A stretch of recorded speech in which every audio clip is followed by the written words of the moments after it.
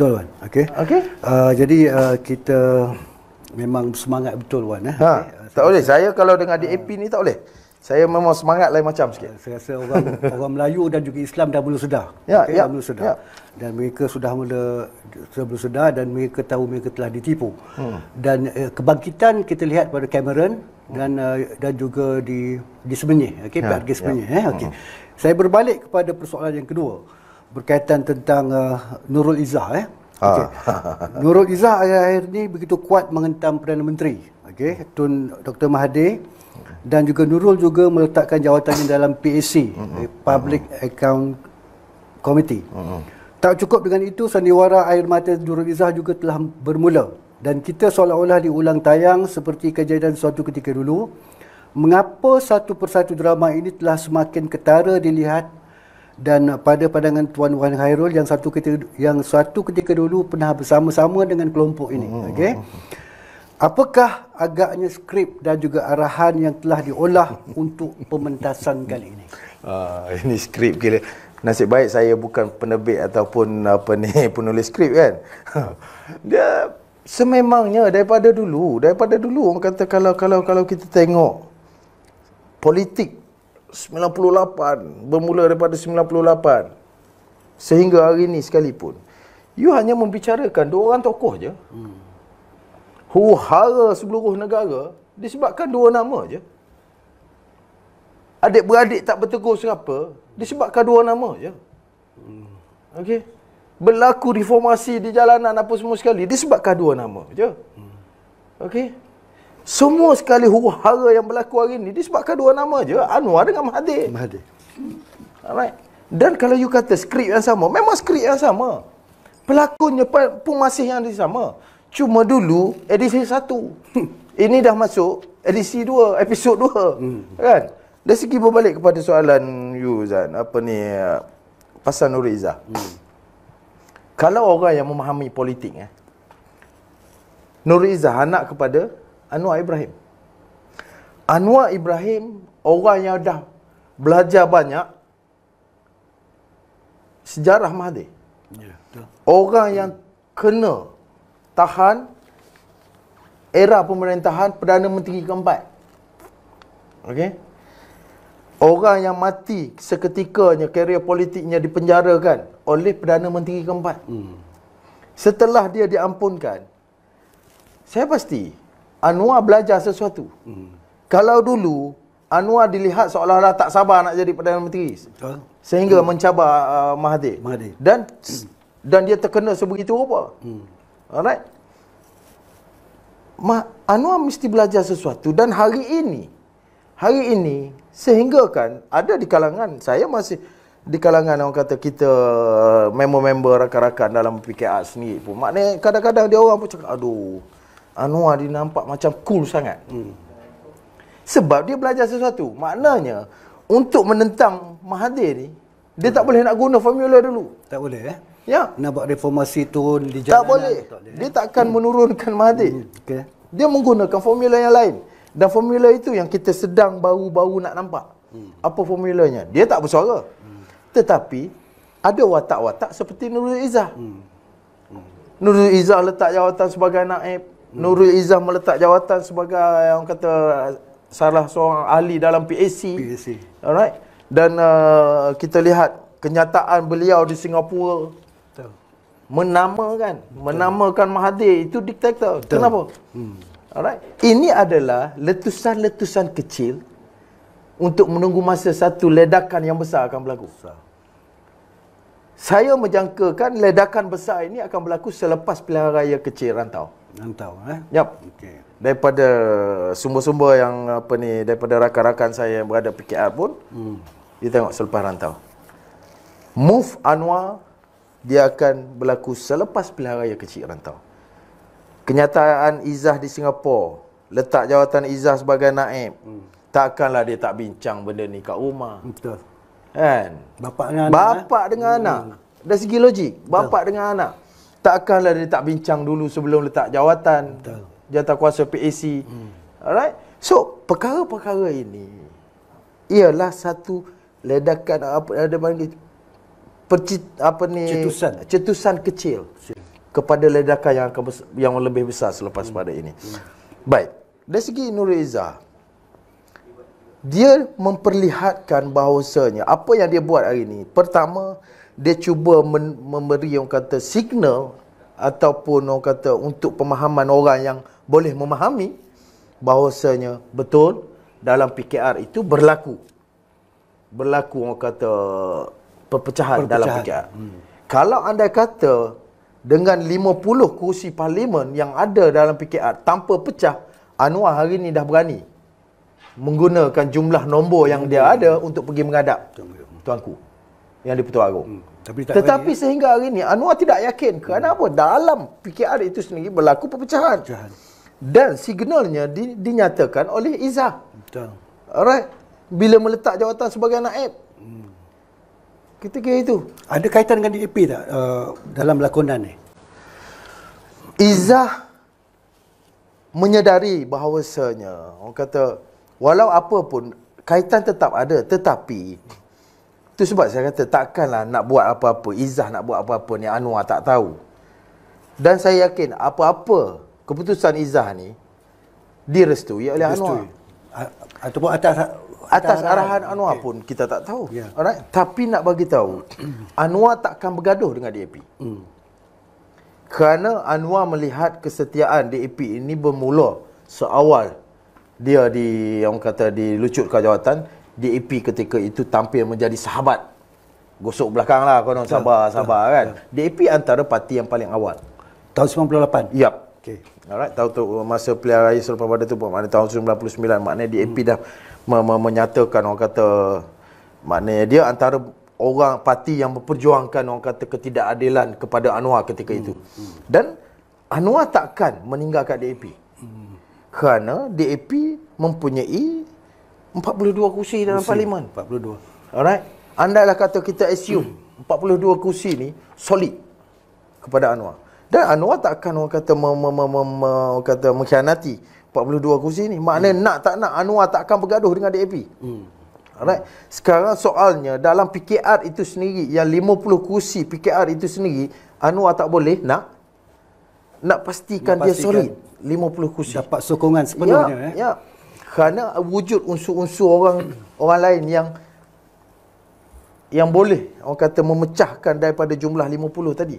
Lepas pada tu kalau kita pergi kepada PBBM, apa ni yang untuk kursi Anwar. Anwar hanya akan ada. Anwar boleh orang kata meyakinkan warisan di Sabah. Betul. Ada 9. Alright. So maknanya Anwar cuba yakinkan. Dan kalau kita lihat berlaku pertembungan dalam Pakatan Harapan. Bila mana? Kenapa? Persoalan kita kena tanya semua untuk penonton. Kenapa Mahathir beria-ria ataupun mengarahkan ketua-ketua parti jawatankuasa parti mereka untuk menubuhkan PBBM di Sabah. Ini kerana mereka melihat bahawasanya warisan itu tidak bersama mereka. Anwar sedangkan kita kena ingat timbalan presiden PBBM itu Muhyiddin adalah rakan baik Syafiq Abdah. Warisan di Sabah. Alright, tetapi warisan tidak bersama dengan PBBM sebab PBBM cuba untuk seolah-olah orang kata sebab dia ada perjanjian. Warisan diwujudkan untuk equally ataupun bagi pihak Pakatan Harapan. Dan tidak akan ada parti-parti Pakatan Harapan yang lain yang boleh bertapak di Sabah. Selain warisan. Itu persetujuannya. Tetapi PBBM pergi nak tubuh. So maknanya PBBM dah tak favor Mahathir. PBBM memang betul-betul Syafiq Abdah betul-betul marah dengan Mahathir. Tetapi kenapa Mahathir meneruskan juga? Sebab Mahathir perlukan. Dan daripada situlah ada MP UMNO yang masuk warisan, yang masuk PBBM. So maknanya benda-benda macam tu. Kalau anda kata ada penonton yang menafikan, saya tak tahulah otak mereka sampai ke tak nak fikir macam tu. Alright. So berlaku pergolakan. Anwar hanya ada, lepas tu Amanah ada 11. Amanah ni sah lah macam saya cakap tadi kan. Betul, Amanah ni anjing yang tunjuk arah, yang pegang orang bersia-sia petang kan, bawa anjing satu yang orang bukan Muslim ni kan. Dekat taman, berjalan, berantai. Itulah Amanah kan. Yang bawa, yang berlari tu DAP lah. Wan, saya nak tanya tentang perpecahan dalam PKR. Fraction tu macam mana sekarang? Stage sekarang ni. Fraction dalam Parti Keadilan Rakyat sendiri. Dalam PKR ni, perpecahan ni bukan hari ni. Dalil dia senang je. Setiap kali berlaku pemilihan, satu-satu partinya yang baling kursi, satu-satu partinya yang buat mesyuarat, kejap sini pergi, sejak buat kat Dewan ni, pindah pergi ke Dewan ni. Ada bahagian ataupun cabang yang digantung, you know. So, ini membuktikan perpecahan tu selalu, dan dia lebih teruk daripada parti-parti lain. Betul. Sehingga bertumbuk, sehingga bakar Dewan dan sebagainya. Dan saya lihat Wan, semasa pemilihan calon di rantau, okay, di mana Datuk Seri Anwar nak melantik nak mencalonkan orang lain.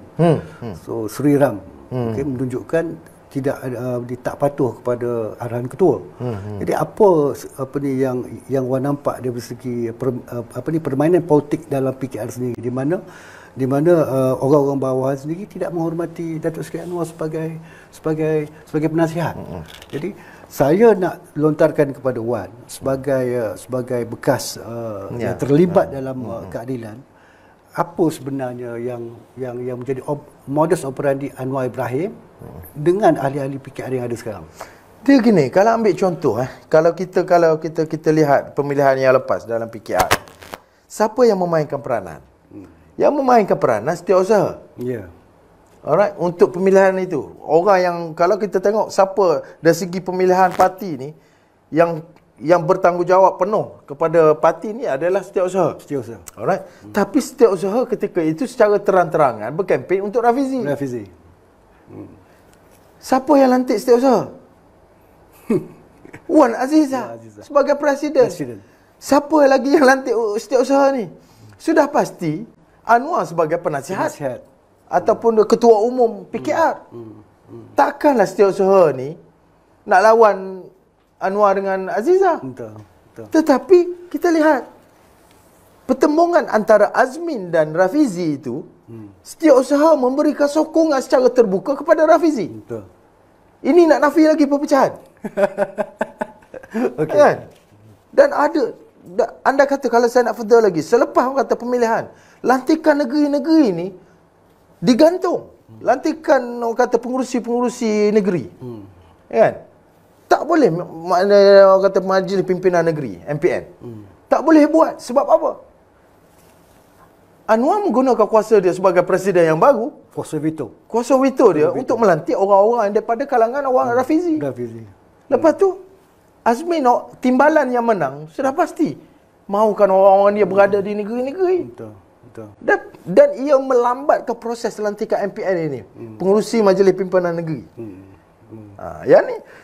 Yang ni orang PKR jangan nafi. Kan? So, kalau you kata PKR tak berpecah, cuba tengok kalau undi tak percaya. Kan? Kita boleh tengok masa tu berapa orang MP. Kan? Berlaku banyak suara yang terlibat di mana setiap negeri ni ada ketua dia. Ketua ni tidak diumpamakan. Berbalik kepada Anwar Ibrahim yang memfokus untuk semua negeri. Betul. Dia kalau you tengok dari segi rantau sendiri pun, dia ada 2-3 tokoh pimpinan di untuk pilihan raya kecil rantau tu sendiri. Kalau macam Fauzal bagi tahu tadi, orang bawah, pimpinan di peringkat cabang tak menghormati keputusan presiden, ini biasa. Ini biasa dalam PKR. Sebab dia orang ni dah orang kata sebati dengan tetap lawan sampai presiden dia sendiri dia lawan. Kan? Okey Wan. Alright. Kita sampai ke soalan ketiga. Akhir-akhir ini juga macam-macam Anwar dilihat telah memulakan serangan untuk menghentam Tun M dan juga Nurul Izzah pula telah membuat kenyataan terbuka di Singapura yang mengatakan bahawa Tun M adalah diktator.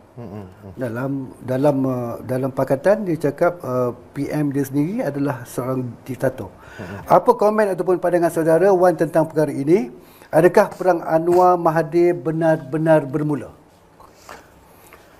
Dia bukan bermula hari ni, dia dah lama dah bermula. Lama. Dia masa Mahathir pergi, itu sebab orang kata dari segi politik ni, sampai satu tahap politik ni dia boleh jadi apa saja. Itu sebab orang kata orang bawah ni nak sihatkan dekat penonton, you know. Maknanya kalau kita nak bergaduh dengan sahabat, nak bergaduh dengan adik-beradik pasal politik ni, elaklah. Kan? Elak. Sebab kalau nak tahu, pergilah ke parlimen sekali-sekala, kan. Tengok macam mana orang atas ni, dia boleh minum, dia berdebat kat dalam dewan, dia boleh pergi minum masa rehat. Betul. Alright. Itu sebab orang kata politik ni dia 1000 kemungkinan boleh berlaku politik. Ambil contoh. Baru je Mahathir pergi salam dengan Anwar dekat mahkamah ni. Tak sampai 10 tahun. Baru berlaku dalam setahun dua ni. Dan hari ni kita dah nampak seolah-olah wujud berantakan itu telah berlaku. Alright. Belah PKR bagi tahu, 2 tahun bagi dekat Mahathir dulu. Bagi sebab dia mengetuai bala tentera yang memenangkan kerajaan Pakatan Harapan. Bagi dia kat 2 tahun. Tapi orang Anwar cakap, mana ada dalam konsensus soal 2 tahun? Tak ada istilah tu. Memang 2 tahun ni tidak dicatatkan dalam mana-mana konsensus. Tiada persepakatan. Tak ada persepakatan dalam Majlis Presiden yang mengatakan 2 tahun. 2 tahun ni hanya diorang-diorang je yang cakap. Tak ada. Dalam konsensus tu tak ada. Maknanya Mahathir pun tahu. Bila-bila masa je, kalau dia didesak, maknanya dia boleh aja didesak. Tetapi PPBM dalam mesyuarat agung tahunan parti sendiri, orang kata membawa usul bahawasanya Tun Mahathir ni, maknanya kita memohon untuk Tun Mahathir menjadi Perdana Menteri sehingga habis penggal. Alright. So, adakah ini bukan berantakan? Adakah ini bukan perpecahan dalam PAH? Betul. Adakah ini bukan masalah? Bermasalah. Masing-masing orang kata Mahathir sendiri cuba untuk mendapatkan nombor. Anwar dengan kertas yang orang kata ya didedahkan oleh Cikgu Bat. Sahabat kita juga. Tulisan tu memang saya pun kenal. Itu memang tulisan Anwar. Kan? Sedang berkira-kira berapa dapat ini dan berapa kalangan PAS. Pasti ke ada ahli parlimen PAS yang nak menyokong Anwar? Kan? Dan ada di kalangan-kalangan UMNO sendiri. Ada ke MP UMNO yang akan sokong Anwar? Adalah mungkin orang yang tak suka Mahathir akan bagi sokongan dekat tu. Tetapi maknanya wujud perkiraan berkira-kira ni jumlah-jumlah ahli parlimen. Tapi kenapa tidak berlaku sehingga hari ini? Kerana apa? Kerana Anwar masih tidak yakin dia mempunyai nombor yang cukup.